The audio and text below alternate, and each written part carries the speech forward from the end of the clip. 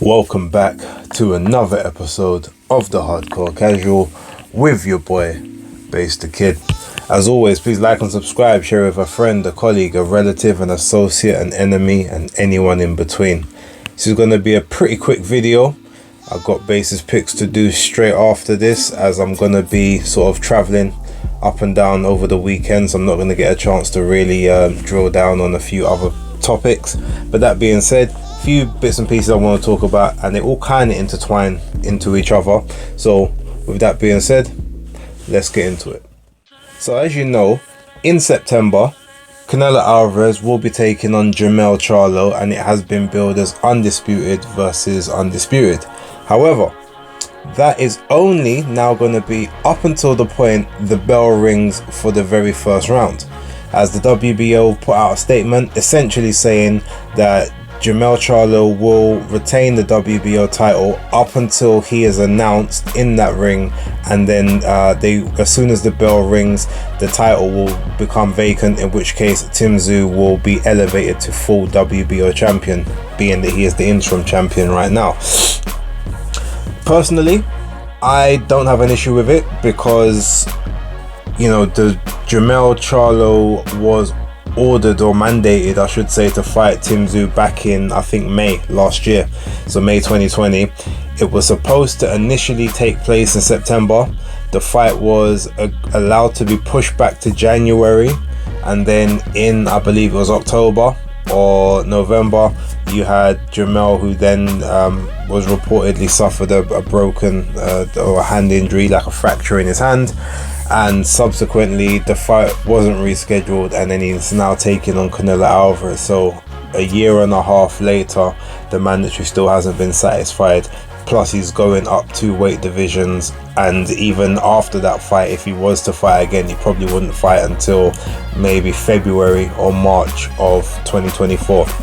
So I've got no issues with the belt becoming vacant at that point and Tim Tszyu getting that title. And ultimately, if Jermell comes back down to 154, which I really don't think he's going to, he can always try and challenge again for that title. But yeah, at least now, if I was Tim Tszyu, I would get a fight lined up, whether it's in October, November, and just have, you know, basically so you can have your first title defense immediately and keep your activity, because he is a person that thrives on activity. So there's no point sort of sitting out at this point in time. Get a fight sort of sorted out, and you can even bill it as the title fight, because by the time it takes place, that will be the case. But yeah, that's sort of that part, and that then connects on to the next story. So Terence Crawford has come out on Hot 97, basically saying that the only fight he's really interested in next is the Jermell Charlo fight, although he does understand he's got the Errol Spence rematch if Errol does activate the rematch clause.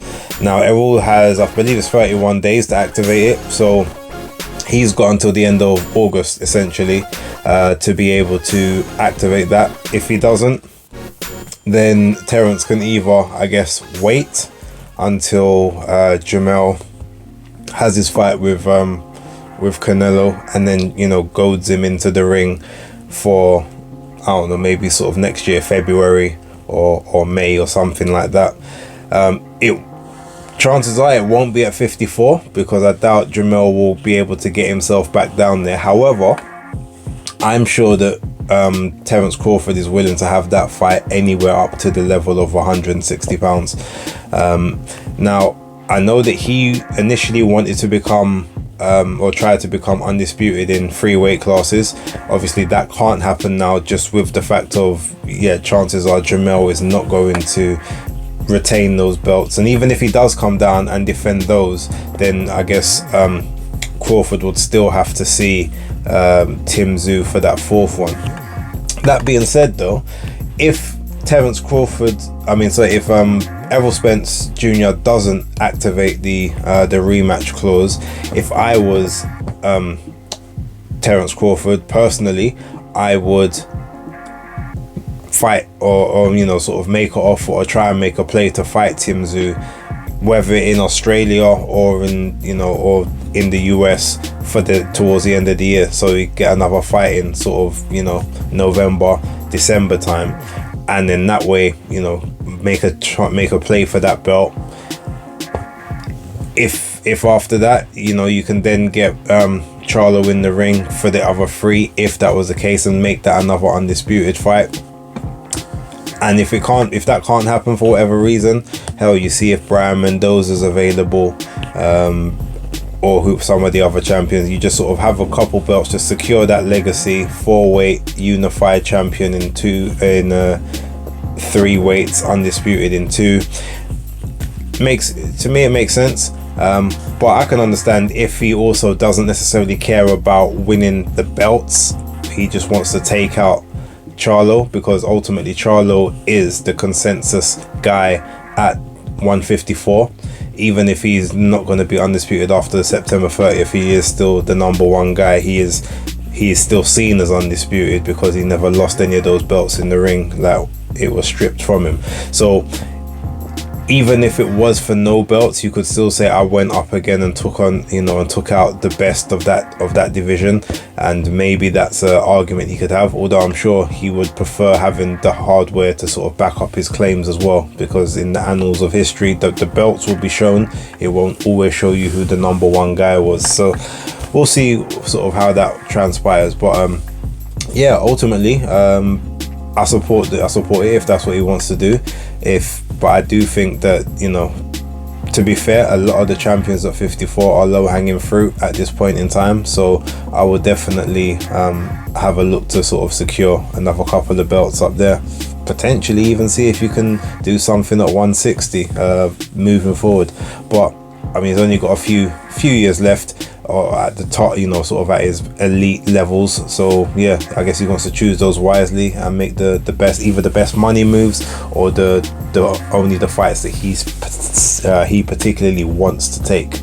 But we'll see what happens moving forward. And I guess in a roundabout way, kind of sticking with the Crawford situation. So it's been reported by Dan Raphael that the pay-per-view for Spence and Crawford has come out at around about 650k, potentially rising up to 675. Now, we reported on obviously the gate numbers that came in at a sort of like $21.8 million or something along those lines. So with the pay-per-view numbers, if that's to be believed, they would be roughly about $54 to $55 million on that side as well. So the entire show would sort of work out at about 76 million, which obviously the fighters get a percentage of, as well as like the networks and the teams. But I think they would then say that both fighters would make in the region of between 20 to 28 million for the bout, which is, you know, an incredible amount of money. And those numbers do sound impressive. However, I've also seen, courtesy of Rick Glazer, who usually seems to have more accurate type numbers when it comes to especially PVC events, that the pay-per-view itself has actually done just under 550,000 pay-per-view buys. Now, to me personally, I feel like that may be a bit closer, only because it was going up against UFC 291 as well. And while the fandoms aren't, you know, super intertwined with each other, there will be some crossover audience between the two.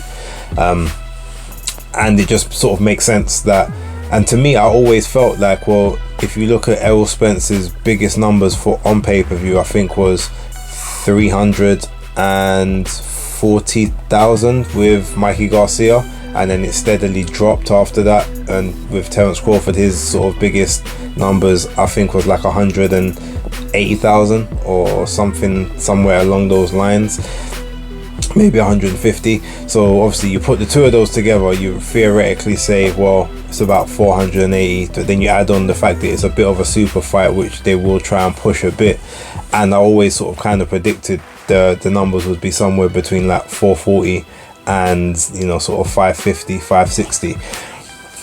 So at this point in time, as I said before, I do have a bet with someone. Right now the bet is a bit inconclusive. However, if Showtime and PBC specifically don't put out a press release within the next week or so saying what the numbers are, then I'm inclined to believe that Rick Glacier's numbers are more sort of in line with what it done. Because realistically, if you did anything over 600k, like, that's an amazing number for, you know, these two that have never sort of done anywhere near there. And you're gonna want to promote that and make sure that people know officially, as an official press release, that that's what it done. And normally you would have that done within the same week to generate hype for the next event. It's also very telling if you think about it, because when it came to Tank and Ryan Garcia, that was reported at one point as doing 1.2 million, whereas I also heard reports it had only done about 700 to 800,000 also. Now, if that did 1.2 million, there would definitely have been a press release by Showtime, and again, they didn't release any figures to the public.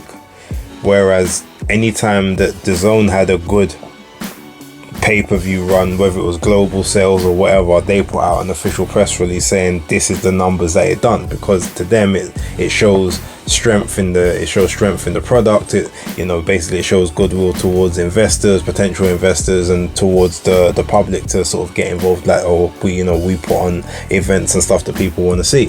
So if you're doing those big numbers, you want to shout out about it. There's no, that I've seen, and I'm not saying that I don't watch every single metric across the world or in the UK or whatever, but I know that if you do big numbers, you want to make sure that people know that you've done big numbers. So when you don't release the official figures, usually that means that you've not hit either the metric you wanted to hit, or the numbers are lower than you wanted, so you almost try and sweep them under the rug. You might leak some unofficial fake numbers to someone to kind of report, but you never like confirm it or verify it, and that could definitely be the tactic here.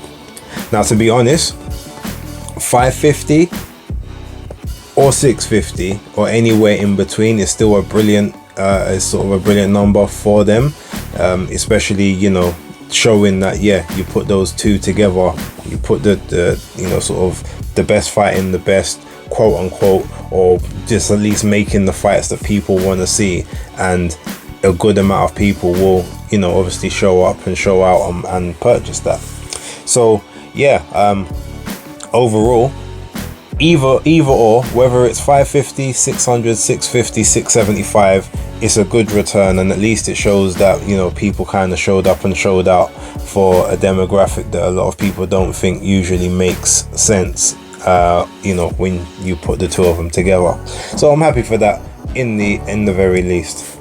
But yeah, look, with that being said, I'm going to leave this one, as I said, short video, and I've got basis picks to do, so I'm going to do that right now. But thank you very much for watching. Leave your comments down below, let me know what you think, especially about the pay-per-view numbers. Which ones do you believe, you know, and, you know, are they good numbers? Were you hoping for more? Do you think that they, you know, could have been better, etc, etc. But yeah, thanks for watching. Like and subscribe. Remember, memberships are there also. For right now, it's Hardcore Casual out.